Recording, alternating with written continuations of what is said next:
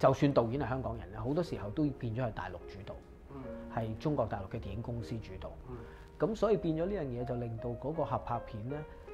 越嚟越變咗，其實只係一個模式。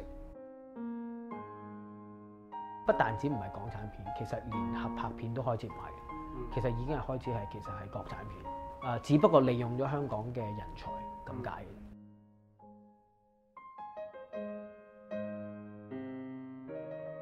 其實最早期有幾年嘅合拍片咧，其實係我哋當大陸市場係一個 bonus 嚟。因為如果你合拍咧，可能喺大陸可以翻多20%-30%嘅投資。咁其實如果你將一個電影嘅回收當係一個餅咁割嘅話咧，其實香港、台灣同埋星馬，包括海外、歐美等等嘅市場咧，其實佔咗70%嘅。中國大陸嘅市場係最多佔30%嘅啫。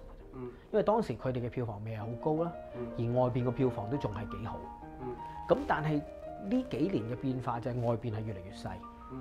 入邊係大陸係越嚟越大，咁而家已經調翻轉咧，變咗6473，就係入邊大出邊細。香港票房越嚟越低，歐美開始冇晒。其實嗰個《臥虎藏龍》之後嗰熱潮已經過咗之後咧，其實歐美嘅賣片嘅價錢已經好低，甚至冇，就變咗零。大陸票房今日已經係2億3億，唔係1億啦。好啦，3億你照乘翻3億，如果40%。同戲院分完，即成有1億2，再扣2000萬宣傳費扣期，仲有1億。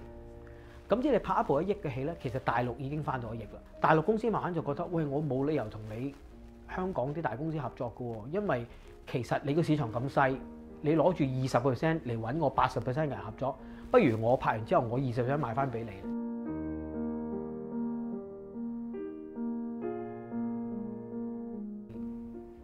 大陸嘅導演咧，無論係就算佢哋拍商業片都好咧，佢哋嘅運作咧都係比較似一啲作者電影嘅，似藝術片啲嘅。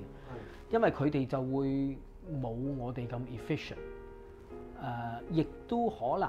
佢哋嘅電影出嚟會好好，但係其實佢係唔係會好經一套好完整嘅商業制度嘅分析嘅。即使其實香港咁多年拍商業片咧，已經好即係學咗好多荷里活嘅方法，即係好多嘢咧，你係睇劇本咧，你就知道個起承轉合係點樣，個架構係點樣，咁你就好容易預估到呢部戲出嚟會點樣。你睇好多大陸嘅電影劇本咧，其實可能喺劇本喺文字上佢哋係文學劇本，可能睇嘅時候咧，你都會有啲一頭霧水，都唔係好肯定呢個電影會唔會一定賣錢。而佢哋嘅工作方式咧，亦都可能比較似歐洲電影，似作者電影啲，即係變咗其實真係拍完先知，即係變咗係真係有啲賭博成分。咁但係我就成日覺得好起嚟嘅時候，佢哋拍得好好，佢哋拍得好好。我覺得呢幾年都有好多部大陸嘅電影咧，其實出嚟係非常之有藝術文學價值，亦都非常之商業，亦都非常唔公式。但係我哋嘅電影咧就可能會比較公式啲，因為始終我哋有一套模式。咁但係作為電影投資嚟講，可能覺得呢啲香港嘅熟手技工有一套模式，有一套公式係比較穩陣嘅投資，即係個賭博性冇咁大。始終我哋都係有一個限制，就係我哋去到拍大陸嘅題材咧，始終係有限制。即係等於你都唔可能揾個大陸導演嚟拍金雞、風塵三俠咁嘅戲，因為始終嗰啲係我哋嘅題材，我哋嘅生活。我哋行出街每樣嘢，你每日唔喺香港睇報紙，你係拍唔到嘅。咁正如我哋去到大陸，亦都拍唔到好多佢哋嘅題材，所以變咗我哋好多時候都係要借用一啲歷史啊，因為歷史大家都冇去過，咁知大家比較公平啲，即係變咗我哋拍嘅時候，亦都冇咁大嘅障礙。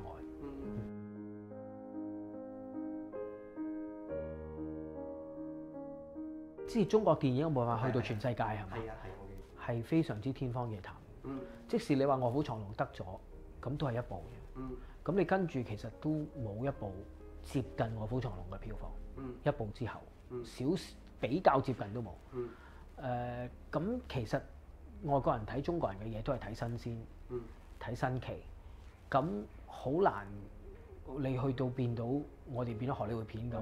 喺全世界。因為其實你要知道，美國電影主導全世界，唔係淨係因為佢嘅電影好。係因為好多經濟、文化等等嘅影響加埋一齊，其實係成個荷里活電影嘅興旺，其實係直接掛鈎成個美國嘅政治同埋經濟嘅主導地位喺全世界。因為如果冇第二次世界大戰，美國唔會變咗全世界最強嘅強國。而世界大戰之後，好多戰敗國喺全世界唔同地方，包括歐洲，都需要美國嘅支援，都需要美國嘅援助。咁所以喺呢個情況之下咧，美國其實係大量輸出美國文化，而呢個文化電影係一部分，包括飲可口可樂，我哋食麥當勞，呢啲嘢其實都係美國本土文化嚟。咁因為佢嘅經濟體係最大嘅，所以佢先能夠做到呢種咁嘅全面嘅文化嘅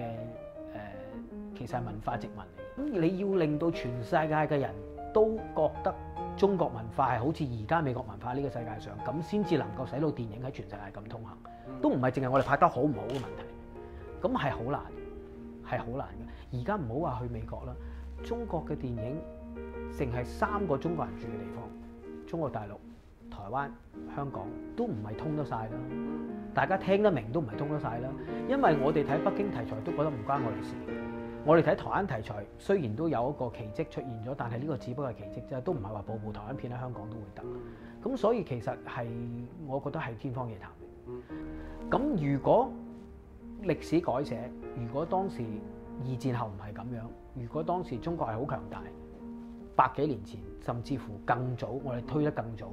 原來喺清朝唔係好腐敗，然後中國好早已經變咗個強國，咁可能今日全世界食緊嘅唔係漢堡包，係可能係餃子、點心，然後飲緊嘅係罐裝烏龍茶，唔係可樂。咁呢樣嘢係真係同成個文化歷史發展掛鈎嘅，即係唔係淨係電影拍得好唔好咁簡單。